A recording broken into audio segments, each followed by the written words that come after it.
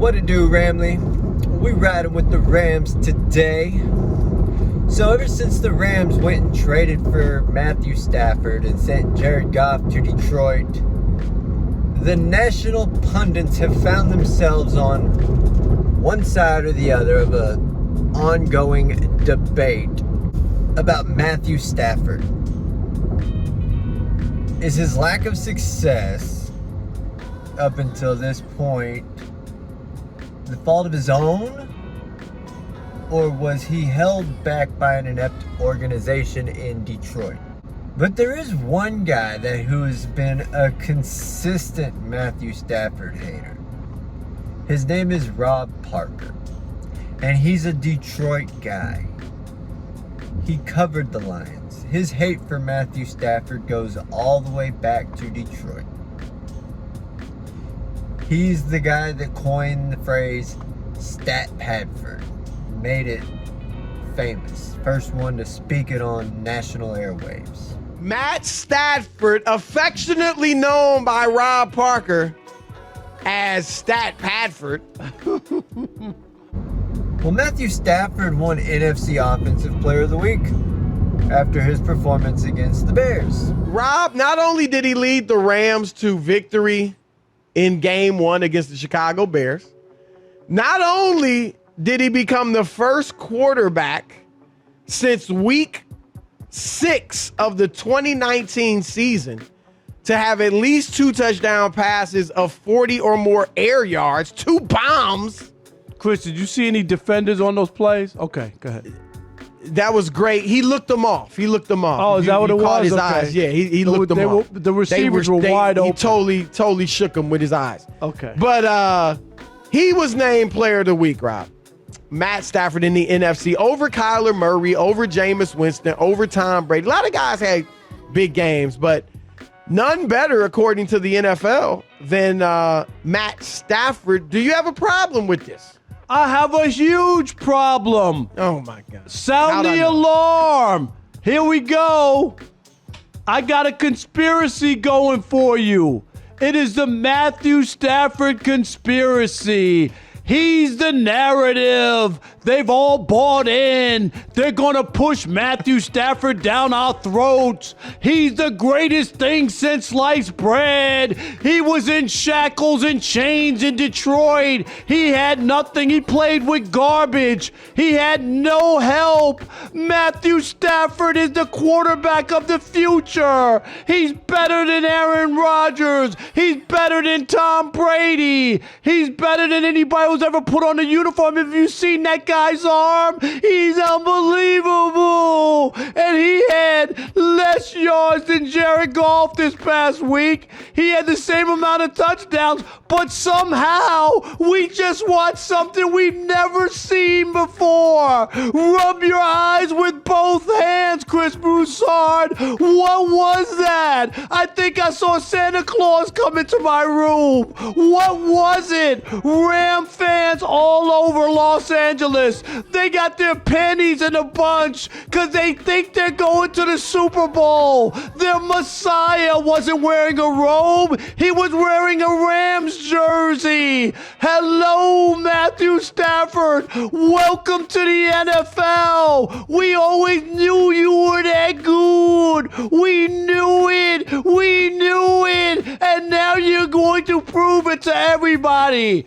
Peter King and all the other national pundits who are on this Matthew Stafford bandwagon. Stop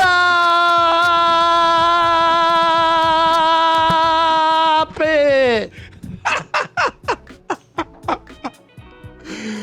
Wow. Wow. I mean, my goodness. Give him another applause. He deserves it. You took it to, one simple question. How you feel about this? I got to give you credit, Rob. That was impressive. All the way through to the stop. I hope they were, Alex, were you guys recording? I hope, because I can't replay it. I can't do that again.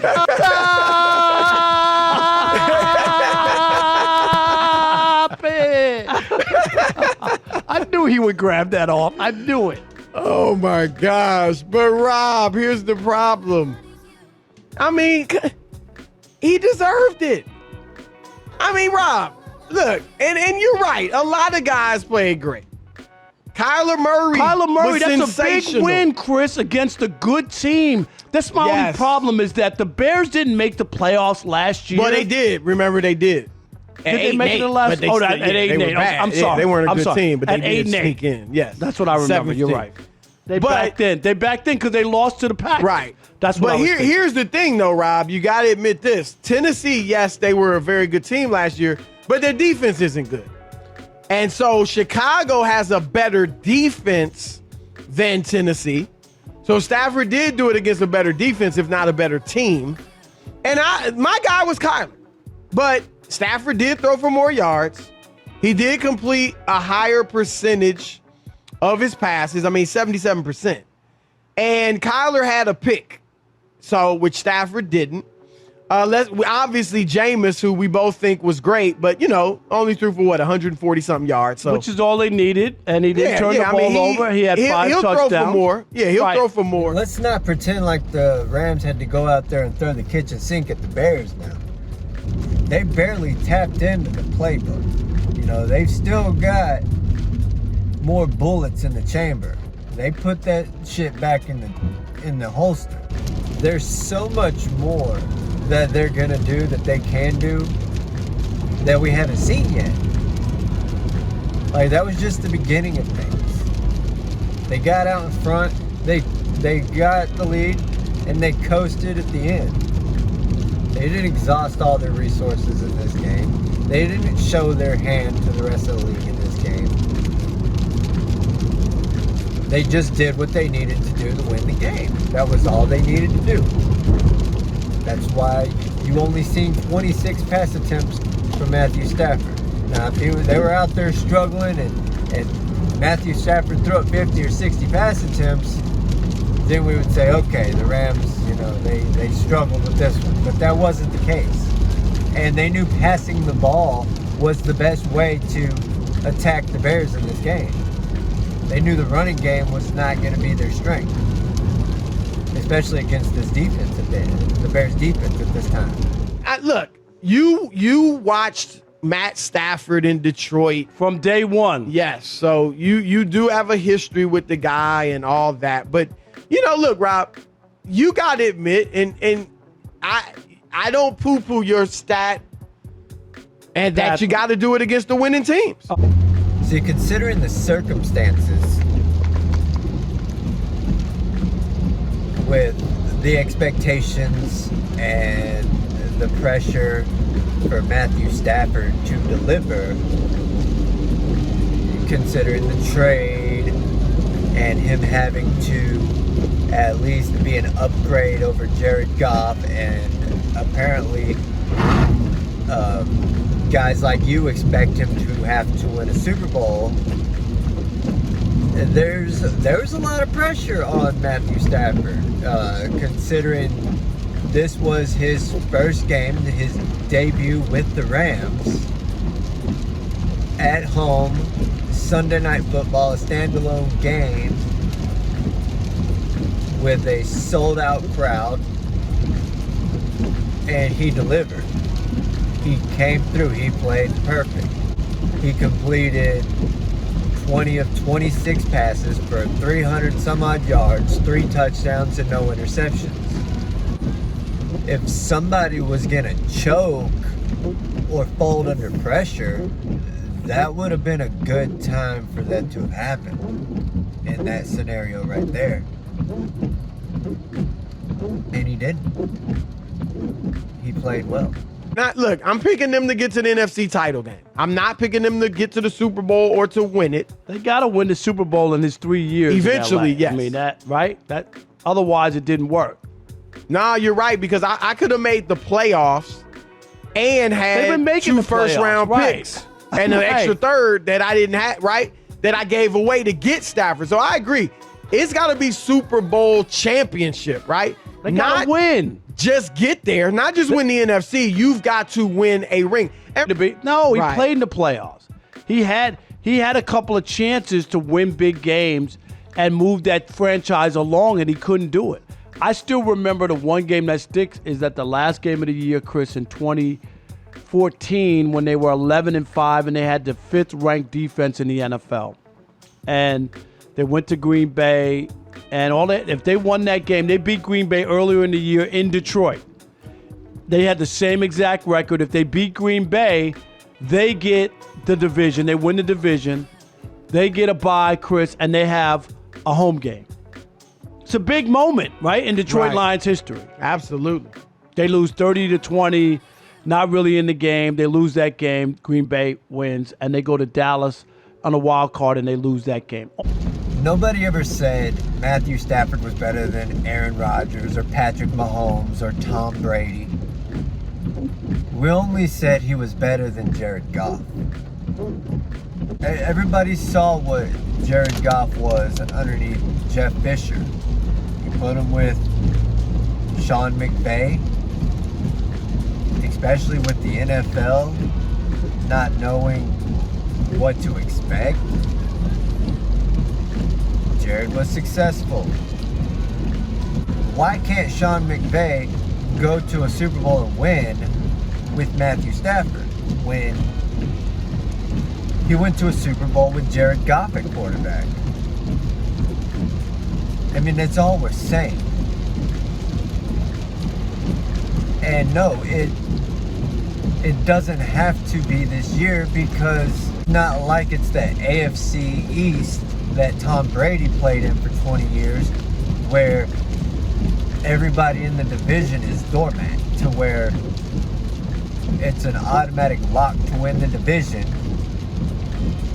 and set up for a perfect opportunity for a first-round bye.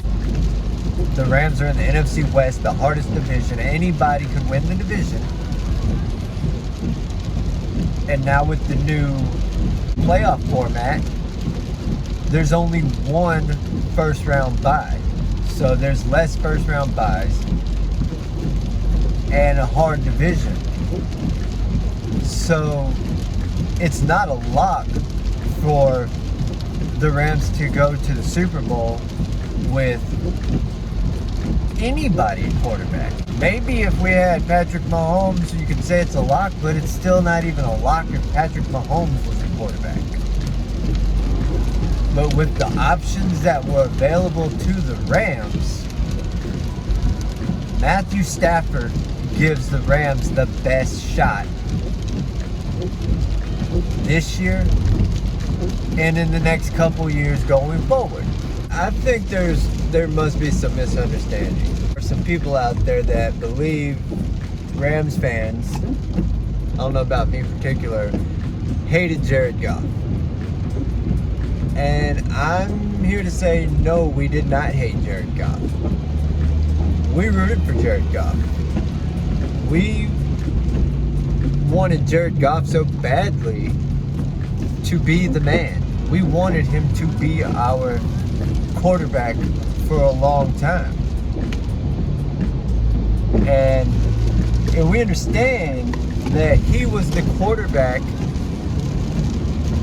that led us to a Super Bowl. And Super Bowls are not won and lost by one player. That Super Bowl, we got to that Super Bowl through our defense and our running game. And yes, of course, Jared Goff had to make plays. He played a major part in that run to get to the Super Bowl. But it's not like we couldn't have done that with another quarterback. Like I said, I wanted to be able to say Jared Goff is the only guy that could have gotten us there. But that's not the case. If you put Matthew Stafford on that team, he would have gotten us there. And I think he would have won that game. Jared Goff struggled against teams like the Bears. We kept losing to backup quarterbacks for the San Francisco 49ers. Once the league realized that Jared Goff couldn't figure out how to go up against zero coverage, it was over with. He's been a turnover machine. He can't handle pressure. He's gone backwards. With pressure and expectations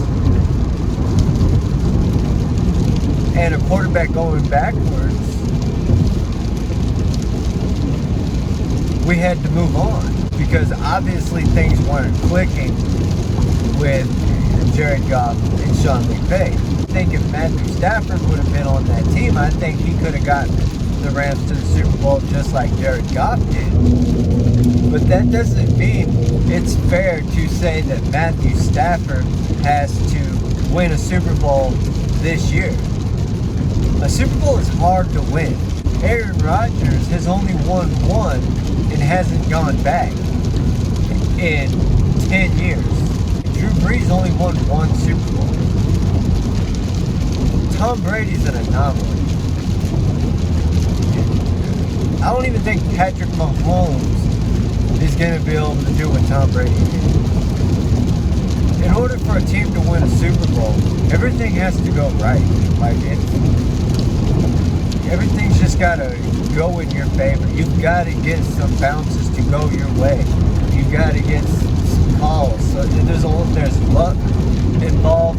There's a lot that goes into winning a Super Bowl. So it's not that. You can't just go in there and win a Super Bowl. This isn't the NBA. One guy is not going to guarantee you a trip to the Super Bowl. Like when you put LeBron on a team, you can automatically pencil him into the finals. It doesn't work that way in the NFL. There's too many moving parts. There's too many other people involved. And yes, the Rams are built to make a deep run. With Jared Goff, this team would win 10 games and at least make it to a wild card. But with Matthew Stafford, this team should at least win its division. But you can't even put that on Matthew Stafford because this is the best division in football. It's the NFC West. The 49ers can win it. The Seahawks win. Literally anybody can win the division. So you can't knock Matthew Stafford if he doesn't win the division this year. Back to the point about Jared Goff. As a Rams fan, I'm still rooting for Jared Goff. I'm more interested in Lions games now just because I want to see how Jared Goff's doing. I don't want to see him over there getting his ass kicked. I want to see Jared Goff over there using what Sean McVay taught him and what he learned to make another organization better.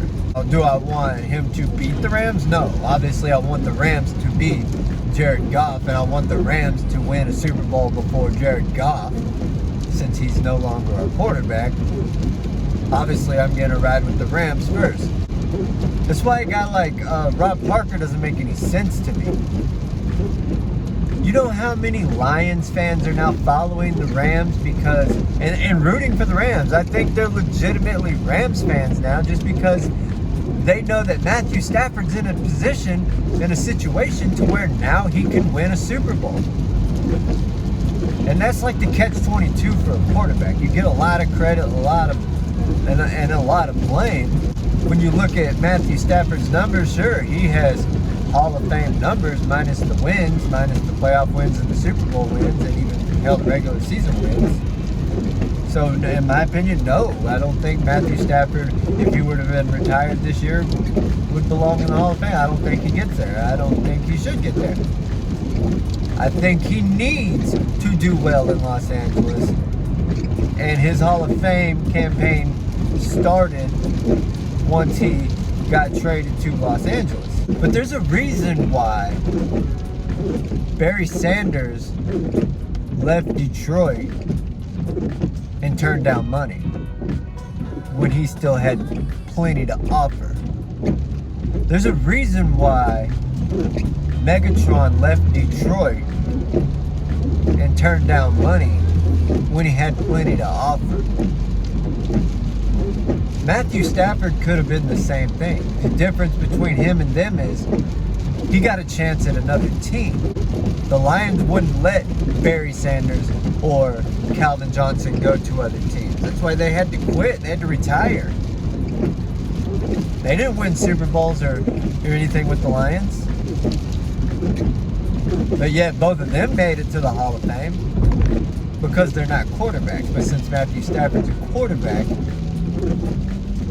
he's held to another standard. That's what I'm trying to say, that Detroit is an inept organization.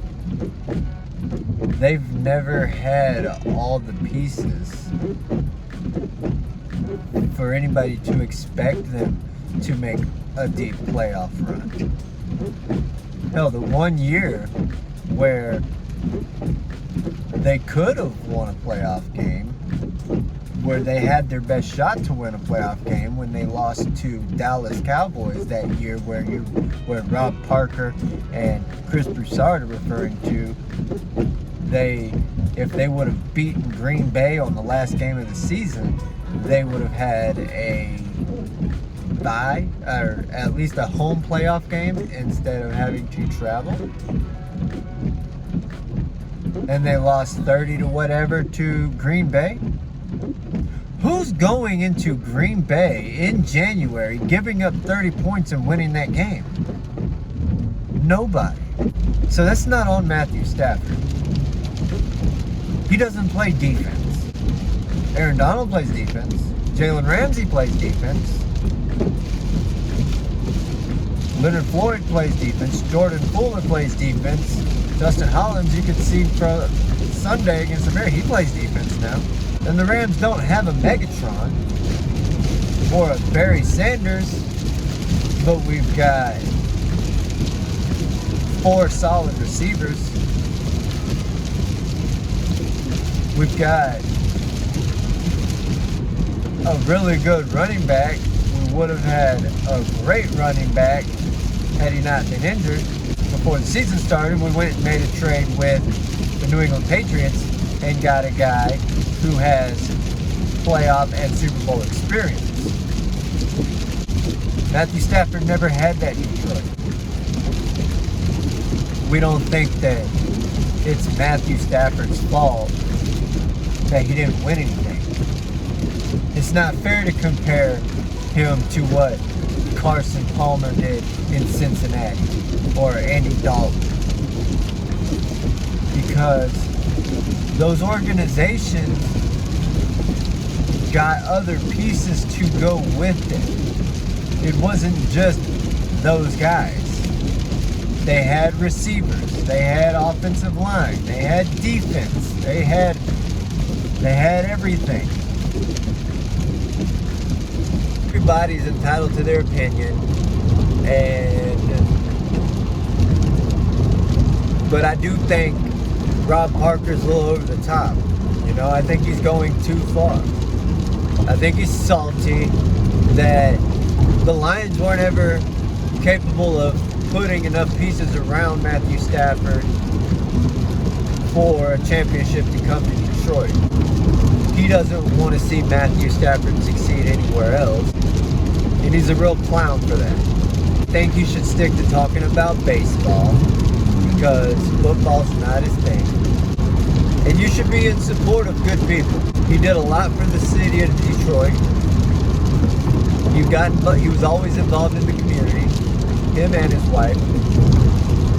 And now he's getting involved in the community in Inglewood, in Los Angeles area.